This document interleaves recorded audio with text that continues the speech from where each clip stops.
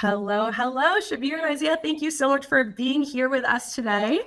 So we're going to be talking about VPC endpoints, and I would love for you all to get to introduce yourselves and tell everyone who's here and listening to us, why they should care about what we're talking about today. Maybe Isaiah, do you want to kick us off? Yeah. Hello, everybody. My name is Isaiah OnAir. I'm a specialist solution SA with the cloud operations. So one of the services I specialize is in AWS CloudTrail. Awesome. Perfect. We have a CloudTrail specialist on the call. We also have Shabir. What is your role? Shabir, can you hear us? Shabir is so focused on what he's doing right now, but I can go ahead and fill in. Absolutely locked in. Well, it's amazing. A comment in the chat. Someone's wondering what exactly is AWS OnAir. Maybe before we even dive into the content today, Aaron, do you want to give a little bit of background to this commenter, Mohammed? Yeah, we can bring that comment up from Mohammed. So what is AWS OnAir? AWS OnAir is a live stream program. They launch at summits. They're actually part of the launch team. So they highlight new services or new features of services. And stay tuned, everyone, because we have Jeff Barr coming up later on in the episode to talk about some of his favorite features that were launched in the past week or so. But the AWS OnAir team also goes to, like I mentioned, summits, and they stream live to cover brand new features. So if you think of like the New York Summit, there's a lot of feature launches there, service launches there. Really big time with like AWS reInvent. So they do a lot of streaming there as well. The OnAir team is also going to be at the London Summit coming up in a few months. So if you're going to be there, let us know. We're excited to meet you in person. I think one of my favorite things about AWS OnAir is that it gives you all, people who are just tuning in and wanting to learn about AWS, direct access to the people who created these brand new features. And I think that's a perfect segue back to the feature that we're going to talk about right now, which has to do with CloudTrail and VPC endpoints. And we've got Shabir, and he can hear us now. Shabir, do you want to go ahead and introduce yourself to all of our listeners? Yeah, I'm Shabir Abdul. A little bit about myself. I'm a senior engineer on AWS CloudTrail, and I've been working with CloudTrail for over 5 years now.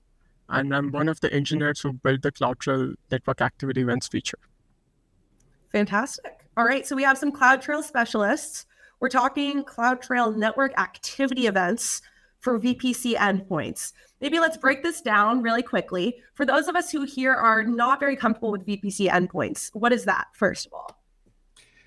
Yeah, so VPC endpoints allows you to basically create a segregated network that allows you to not transverse to the public internet. So like, for example, some users want to have all their S3 traffic just stay within the AWS network and not go out. So they'll create a VPC endpoint for a specific service such as S3 and create VPC endpoint policies. This is where customers will utilize this to probably limit the amount of bandwidth they get charged for when going out of network. So definitely a lot of customers utilize these endpoints for various services. Got it. Okay, so we've got customers who are running workloads on AWS, and they can have control over the network that's coming into a service through a VPC endpoint. How does CloudTrail play into all of this? Maybe let's also give some background. What exactly is CloudTrail? Yeah, it's a good question. So AWS CloudTrail allows you to track and monitor all API activity within your AWS account. This tracks, what IAM entity access, what servers, what API call that they do. So it allows us to gain that visibility as far as security, operational troubleshooting, auditing, also to prove evidence that you did a certain action to as well. So AWS CloudTrail is the one that's going to audit all those requests. Very cool. All right. So we've got these workloads. We have CloudTrail, which is able to monitor what's happening in the workloads, who's doing what. We have VPC endpoints, which control traffic that's coming into a specific service. Now we're talking about network activity events. What exactly is a network activity event?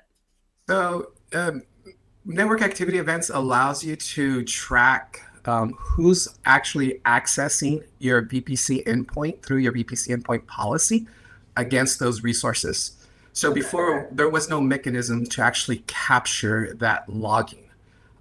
So you had to build a custom solution to actually grab those logs and activity. Now it's built in with CloudTrail to provide that extra visibility as far as who is accessing your data parameter.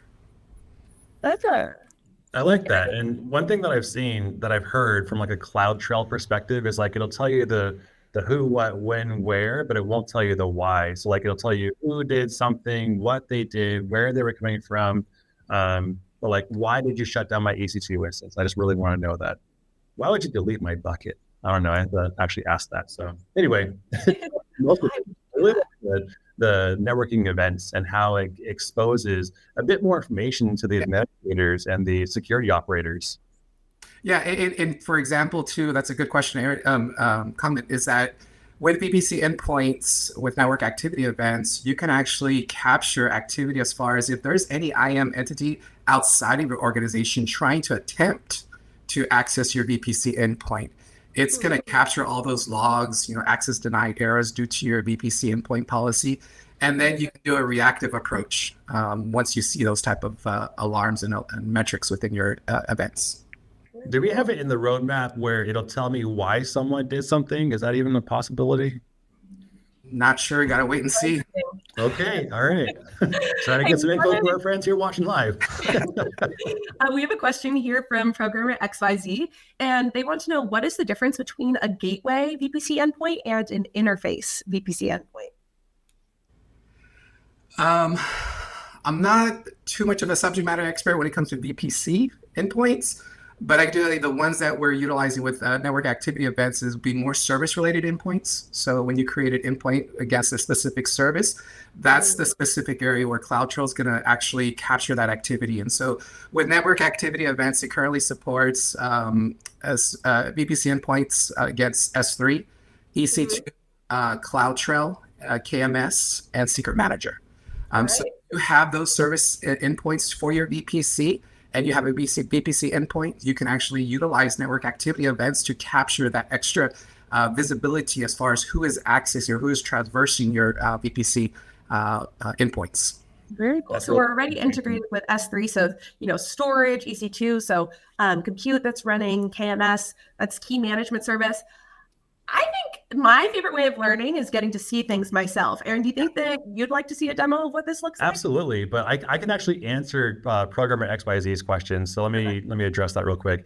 So what's the difference between a gateway VPC endpoint and an interface VPC endpoint? Well, a gateway endpoint is going to be limited to Amazon S3 and DynamoDB. That's the first thing. Think of it as like the way that the endpoints used to work.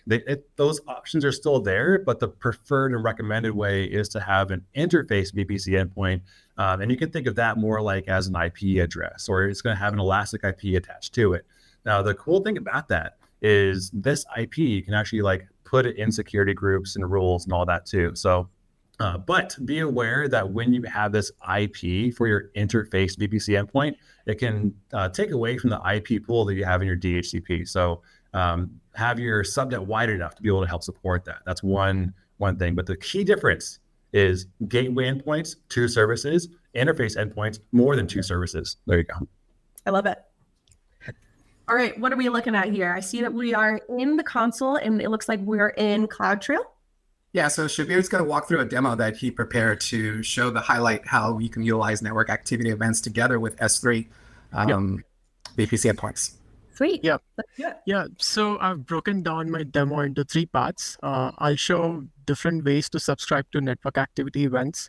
And then I'll show a demo how customers can use network activity events to solve some security problems in their organizations or company. And finally, I'll show what a network activity event looks like and how is it different from other CloudTrail events, right? So let's get started. I'll focus my demo on CloudTrail Lake. It's a managed data lake. Organizations use this feature for aggregating, immutably storing, and querying data. And typically, customers use this product for audit, compliance, security investigations, and operational troubleshooting needs. So this is the CloudTrail Lake page. And on the left navigation, you see something called Event Data Store. An event data store is like a table in Lake. So I will create an event data store for network activity events. We start by giving a name. I will call it network activity EDS. And there are certain configurations like retention, whether you want a 1-year retention. EDS, is that Event Data Store? Correct. Okay, Ooh. okay. Good detective work, Aaron. New acronym alert. My spidey sense went off. Okay, yeah, let me call it Event Data Store. Awesome. It's a very common term on our site, but I'm calling it Network Activity Event Data Store. Awesome. You can pick a retention that matches your requirements. And then there are certain optional configurations, like whether you want this data to be federated using services like Amazon Athena, whether you want to encrypt data using your own KMS key, whether you want resource policies to be supported on the event data store so that you can give permissions and permissions to accounts and principals you trust. So I'm leaving the settings as default, and I'm going to the next page, which is where I get to select the event types that I want to log in my event data store. So here I'm capturing management events and also network activity events, which is a new feature that we're building. First of all, what's the difference? What's a management event, and what's the difference between a management event versus a network activity event? That's a good question. A management event is capturing management operations within your AWS account. An example of management operation is create bucket. Network activity event provide information about resource level operations or operations on the resources themselves. Like for instance, if you create a bucket via VPC endpoint, that is a network event. Or if you put an object in S3 bucket via VPC endpoint, that is a network event. It can be logged as a network event. So I'm configuring the event data store to capture management and network events. And as you can see, I'm trying to log all management events. And with network activity events, you have to select event source, which is one of the 5 services that Isaiah just mentioned are supported now. So I'm selecting S3 for the purpose of this demo. And after you select event source, you have an option to log all events, or you can log specific access denied events, or you can define your own advanced event selector. An advanced event selector would enable you to log certain events selectively, or you can exclude certain events selectively. The fields that we support for advanced event selector for this feature are event name, which is the name of the API, or error code, or VPC endpoint. So if I selectively want to log network events for VPC endpoint, I select that as the advanced event selector field, and I give the value of VPC endpoint. Okay. Wow. So we have fine-grained control here. First, we created this data store, and we got to decide just some high-level information about it, where we want to be storing it, how long we want to store it for. And then now we're getting to decide exactly what data it's grabbing from, and even down to these fields, like what are we looking at here? The field operator value, just the specific ID that we're getting data from. Correct. So this is all for selecting events and giving fine-grained control on what events you want to log in event data store. Cool. So let's go to the next page. This is just reviewing the setup, what actions we are logging, what's the retention like. It's just a review. And then you just create the event data store and it start capturing events. For the purpose of this demo, I've already created an event data store. I'm calling it Secure Healthcare Network Activity Event Data Store. Very specific. I know exactly what it's doing. Yeah, and I'm logging S3 events. I'm logging all actions. And this is one way you can subscribe to network activity events in CloudTrail Lake. CloudTrail also supports another product called Trail, which is this page. You can see the Trails page, and you can create a trail, give events that you want to log on that trail. You can customize it based on your requirements. I'm not going to create it. I've already created a trail. This is how it looks like. After it's created, it is again logging all management events and network activity events for S3. And I also have a S3 bucket where the logs will be delivered. So if I open this bucket, you can see that the data is delivered. Network activity events are delivered to a new prefix in S3. and the data is partitioned by region. Within each region, the data is partitioned by day. So for 12th of Feb, I'm seeing all my network activity events delivered to this prefix. I like that because you can put the logs into like a long-term storage system like Amazon S3. So correct me if I'm wrong, but I believe CloudTrail only stores data for 15 months. So you have to find a way to capture that 16 plus month data, and storing in Amazon S3 would be a really good way to not only do that long-term, but also like from a really cost-effective way too, because you could put those like long-term trails or logs into like Amazon S3 Glacier or Deep Archives. Yeah, so you own the bucket, which is configured on the trail, and the retention requirements can be unique to your needs. So if you want to retain data for 10 years, you can do it. If you want to keep it for 1 year in hot year, you can keep it and then move to deep archive. So it's totally customer controllable. I love that. We've got a question from Schizophrenic Web Developer, and they say, what is the type field? What does that represent? Type field in the event selector. Yeah, this year, I think back in the S3 bucket, you had the name of the S3 bucket or the file in S3. Yeah, there you go. And then it also shows the type. Yeah, so that's probably I'll be sure. That's basically it takes the event when it gets delivered to S3 bucket. It then compresses the event into gzip format, so it's showing in the S3 bucket. Yeah. This type. Yeah. So as part of delivering logs to customers, CloudTrail service compresses data. We use GZ compression to deliver logs to customers S3 bucket. That's why you see type as GZ here. Awesome. And you can see different types. It could say something like JPG or GIF, however you want to pronounce that. It's actually all our Fiona and Isaiah and Shabir. Is it GIF or GIF? It's GIF, like the peanut butter. I feel offended. I would have said GIF too, but oh my gosh. Shabir, you're in my corner. Are you GIF or a GIF? GIF. Ooh. All right, everyone, if you're watching right now, let us know, is Aaron right? Or are the rest of us right? Is it GIF or is it GIF? We're obviously right. Democracy wins. Okay. So, but you would see that as well for the type. It could say JPG, it could say MP4, it could say M4A, whatever. That's the type of file or object in this case, because Amazon S3 is object storage.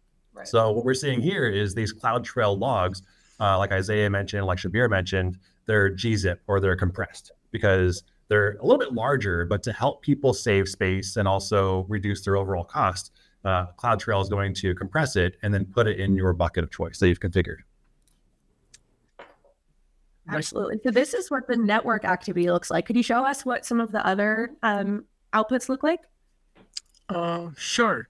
So if I go to my account prefix where all the CloudTrail logs are delivered, I have a prefix for CloudTrail events where the data is again partitioned by region. And if you go into, let's say, US East 1, the CloudTrail data and management events are delivered to this bucket. Again, it's partitioned by day. We use GZ compression to compress data. Very nice. And we've got Schizophrenic Web Developer again saying, why do we not just call it format instead of type? You know what? That's a great question. We'll bring it up with the S3 team and we'll get back to you on that one. Okay. Wow, this is great. So when you actually tap into one of these files and you open it up, what are we going to be looking at here? Is it a JSON or? Yeah, it's a JSON. It looks something like this. It has multiple records and each event looks something like this. It has all these properties. Okay. What do you think is one of the most important properties that we're looking at here? So part of what CloudTrail offers to customers is who did what and when in AWS account. So the who part comes from user identity. The what part comes from event name. When is event time, and how is user agent. So those are the 4 important properties in the CloudTrail event. Very cool. All right, so we're getting all that data, we're compressing it, we're sectioning it off by day, we're choosing exactly what it is that we want to be grabbing and what we don't want to be grabbing. I mean, this sounds to me like something that can really make our customers' lives better. Is there a specific customer that, comes to mind for you that is really going to benefit from this release? A Isa, specific type of user potentially? yeah, I can answer it, and Isa, you can chime in as well. We believe customers who have very strict data handling requirements would benefit a lot. That would be healthcare, fintech companies. So essentially, they want to have visibility into what is happening with their data within their AWS infrastructure. So VPC or network events gives them that visibility. And we think customers who have special data handling needs would benefit a lot from this feature. Awesome. Yeah, and you guys just should another point is that they'll be able to gain visibility as far as did they get access denied on the endpoint policy? Did it originate from the VPC owner's VPC ID and so forth? So it gives them that greater visibility that they could run queries, get the results, and do specific actions based on those results. Awesome. That's really powerful, and I love it. Another question that I'm often asked when I'm working with customers and learners is like, how much will this cost me? And I think this is going to be our last question before we wrap up, because we do have a different team coming up right behind us. And I apologize if you hear people outside the window or the door over here. They're having a great time. I think there's a party happening, so I want to join them. Maybe I will. So how much does it cost? And then I'm going to join the party. Yeah, so there's 2 pricing points depending on which you use. If you use like CloudTrail Trails, so for CloudTrail Trails, it charges 10 cents per every 100,000 events being delivered. And if you're utilizing CloudTrail Lake, it's a charge 75 cents per gigabyte on the 1-year retention pricing option. It's pretty powerful, and it seems like it's pretty cost effective too. So we'll see if we can grab some links and drop those in the chat for everyone who's watching live. Isaiah and Shabir, thank you so much for talking to us about network activity events from CloudTrail.